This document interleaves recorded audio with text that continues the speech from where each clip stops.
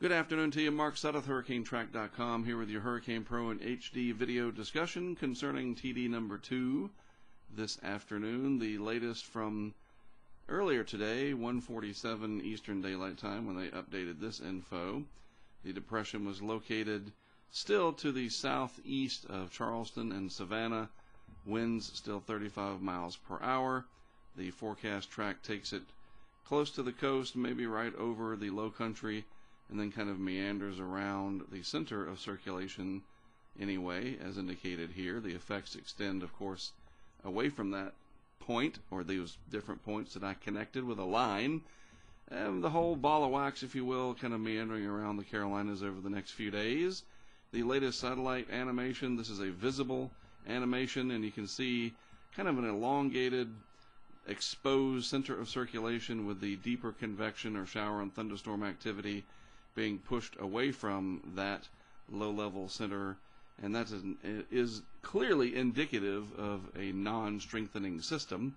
However, under these heavier squalls, which are over the Gulf Stream and moving just out of the Gulf Stream now, and I'll show you that in a moment on a different perspective, those could produce some gusty winds to near or over tropical storm force, but there's not enough organized convection wrapping around that center.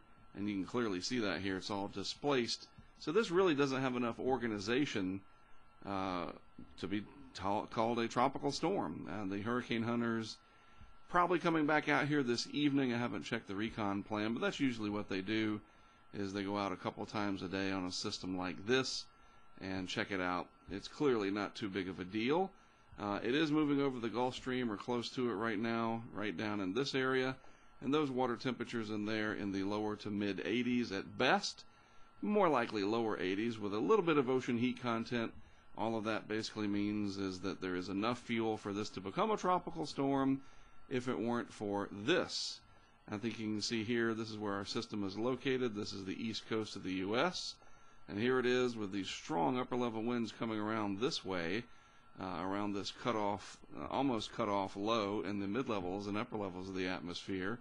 So you have this strong southeasterly wind pushing over the tops of these thunderstorms that go up, displacing them from the center, pushing them away from that low-level center, keeping it what we call decoupled, and it just doesn't work when the system is misaligned like that.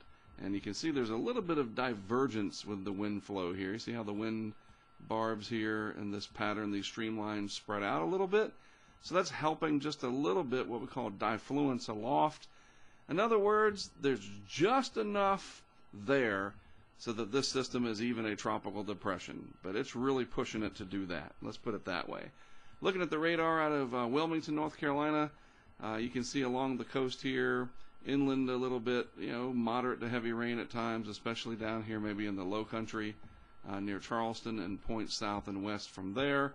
Looking at the Charleston radar, fairly heavy rainfall overall. We'll call it moderate to heavy, and then offshore even more so. So any boating interest down here, you certainly want to be careful and be mindful.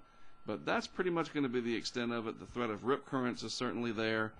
It's not the best Memorial Day weekend beach-wise, but it's bike week down along Myrtle Beach, etc. Stay safe out there. Take advantage of the breaks in the rain and the clouds. And we'll see what happens. I don't see too much going on with it. All right. Have a good rest of your Memorial Day weekend. I'll be back tomorrow. Again, I'm Mark Sudduth for HurricaneTrack.com and, of course, Hurricane Pro in HD. I'll give you another video update tomorrow.